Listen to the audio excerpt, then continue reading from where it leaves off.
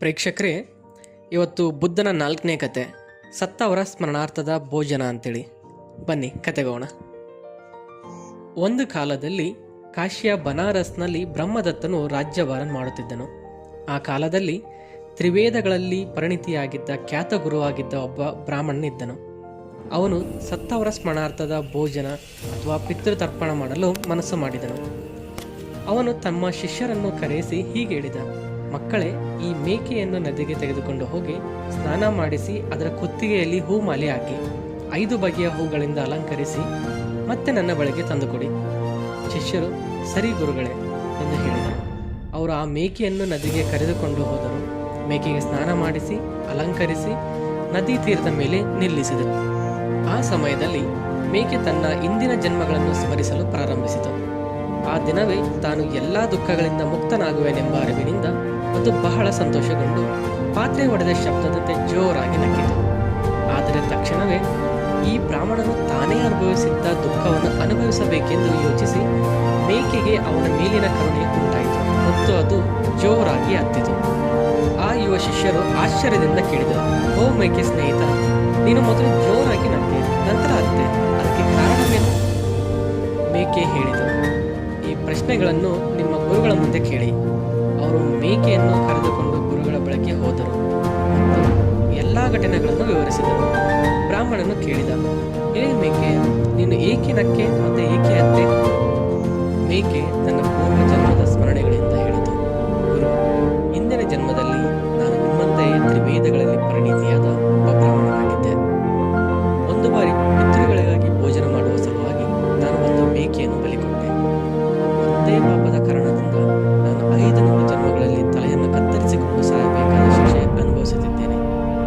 ಈಗ ಇದು ನನ್ನ 500ನೇ ಮತ್ತು ಕೊನೆಯ ಜನ್ಮ. ಆದ್ದರಿಂದ ಇಂದು ನಾನು ಈ ದುಃಖಗಳಿಂದ ಮುಕ್ತನಾಗುತ್ತೇನೆ ಎಂಬ ಆನಂದದಿಂದ ನಕ್ಕೆ.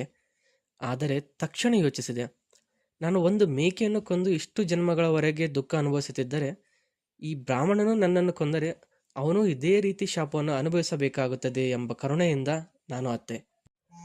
ಬ್ರಾಹ್ಮಣನು ಹೇಳಿದ: ಓ ಮೇಕೆ, ಭಯಪಡಬೇಡ, ನಾನು ನಿನ್ನನ್ನು ಕೊಲ್ಲುವುದಿಲ್ಲ. ಅದಕ್ಕೆ ಮೇಕೆ ಹೇಳಿತು: ಓ ಬ್ರಾಹ್ಮಣ, ನೀನು ಕೊಲ್ಲಿದ್ದರೂ ಆಗಲಿ ಕೊಲ್ಲದಿದ್ದರೂ ಆಗಲಿ ಇಂದು ನನ್ನ ಮರಣ ತಪ್ಪದು. ಬ್ರಾಹ್ಮಣನು ಹೇಳಿದ: ನಾನು ನಿನ್ನೊಂದಿಗೆ ಇರುತ್ತೇನೆ, ನಿನ್ನನ್ನು ರಕ್ಷಿಸುತ್ತೇನೆ. ಮೇಕೆ ನಿಟ್ಟುಸಿರು ಬಿಟ್ಟು ಹೇಳಿತು: ಬ್ರಾಹ್ಮಣನೇ, ನಿನ್ನ ರಕ್ಷಣಾ ಶಕ್ತಿ ದುರ್ಬಲ, ಆದರೆ ನನ್ನ ಇಂದಿನ ಕೃತ್ಯಗಳ ಶಕ್ತಿ ಬಹಳ ಬಲವಾದದ್ದು.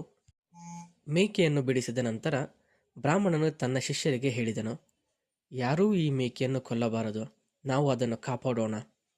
ಹೀಗೆ ಹೇಳಿ ಶಿಷ್ಯರೊಂದಿಗೆ ಆತ ಮೇಕೆಯ ಹಿಂದೆ ಹೋದನು. ಮೇಕೆ ಸ್ವತಂತ್ರವಾದ ಕೂಡಲೇ ಒಂದು ಬಂಡೆಯ ಮೇಲಿನ ಗಿಡದ ಎಲೆಯನ್ನು ತಿನ್ನಲು ತನ್ನ ಕುತ್ತಿಗೆಯನ್ನು ಮುಂದಕ್ಕೆ ಚಾಚಿತು. ಆ ಕ್ಷಣದಲ್ಲೇ ಆ ಬಂಡೆಯ ಮೇಲೆ ಆಕಾಶದಿಂದ ಬಿದ್ದ ಮಿಂಚು ಬಂಡೆಯನ್ನು ಚೂರು ಮಾಡಿತು. ಅದರ ಒಂದು ದೊಡ್ಡ ತುಂಡು ಬಿದ್ದು ಮೇಕೆಯ ಕುತ್ತಿಗೆಗೆ ಬಡಿದು ಅದರ ತಲೆಯನ್ನು ಕತ್ತರಿಸಿತು. ಮೇಕೆ ತಕ್ಷಣ ಸತ್ತು ಬಿದ್ದಿತು. ಜನರು ಈ ಘಟನೆ ನೋಡಲು ಎಲ್ಲೆಡೆಯಿಂದ ಓಡಿ ಬಂದರು. ಆ ಸಮಯದಲ್ಲಿ ಆ ಸ್ಥಳದಲ್ಲೇ ಬೋಧಿಸತ್ವನು ಮರದ ದೇವತೆಯಾಗಿ ಜನಿಸಿದ್ದನು. ತನ್ನ ದಿವ್ಯ ಶಕ್ತಿಯಿಂದ ಆತ ಗಗನದಲ್ಲಿ ಕುಳಿತ ಸ್ಥಿತಿಯಲ್ಲಿ ಎಲ್ಲರ ಮುಂದೆ ಕಾಣಿಸಿಕೊಂಡನು. ಆತ ಯೋಚಿಸಿದ: ಈ ಜೀವಿಗಳು ಪಾಪದ ಫಲ ಎಷ್ಟೊಂದು ಭಯಾನಕವೆಂಬುದನ್ನು ತಿಳಿದಿದ್ದರೆ ಜೀವಹಿಂಸೆಯನ್ನು ನಿಲ್ಲಿಸುತ್ತಿದ್ದರು. ಆಲೋಚಿಸಿದ ಬೋಧಿಸತ್ವನು ಮೃದು ಧ್ವನಿಯಲ್ಲಿ ಅವರಿಗೆ ಸತ್ಯದ ಉಪದೇಶವನ್ನು ನೀಡಿದನು. ಯಾರು ಈ ಲೋಕದ ಸತ್ಯವನ್ನು ಅರಿಯುತ್ತಾರೆ ಅವರಿಗಿದು ತಿಳಿಯುತ್ತದೆ: ಜೀವನವೇ ದುಃಖ. ಹೀಗಾಗಿ ಜೀವಹಿಂಸೆ ನಿಲ್ಲಲಿ, ಹಿಂಸೆಗೈಯುವವನಿಗೆ ಗತಿ ಭಯಾನಕ. ಬೋಧಿಸತ್ವನ ಉಪದೇಶವು ನರಕದ ಭಯವನ್ನು ಜನರ ಮನಸ್ಸಿನಲ್ಲಿ ಮೂಡಿಸಿತು. ಜನರು ಬೆಚ್ಚಿ ಬಿದ್ದು ಜೀವಹಿಂಸೆಯನ್ನು ತೊರೆದು ಹೋದರು. ಅನಂತರ ಬೋಧಿಸತ್ವನು ಆ ಜನರೊಳಗೆ ಧರ್ಮವನ್ನು ನೆಲೆಗೊಳಿಸಿ ಸತ್ಯೋಪದೇಶ ನೀಡಿ ತನ್ನ ದಿವ್ಯ ಲೋಕದ ಮಾರ್ಗವನ್ನು ಅನುಸರಿಸಿದನು. ಜನರೂ ಕೂಡ ಬೋಧಿಸತ್ವನ ಉಪದೇಶದಂತೆಯೇ ದಯೆ, ಧರ್ಮ, ದಾನ ಮತ್ತು ಸತ್ಪ್ರವೃತ್ತಿಗಳಲ್ಲಿ ತೊಡಗಿ ತಮ್ಮ ಜೀವನವನ್ನು ಪವಿತ್ರಗೊಳಿಸಿದರು. ಕೊನೆಗೆ ಅವರು ದೇವತೆಗಳ ಲೋಕವನ್ನು ಸೇರುವ ಪುಣ್ಯ ಫಲವನ್ನು ಗಳಿಸಿದರು. ಮತ್ತೆ ಮುಂದಿನ ವಿಡಿಯೋಗಳಲ್ಲಿ ಸಿಗೋಣ. ಧನ್ಯವಾದಗಳು.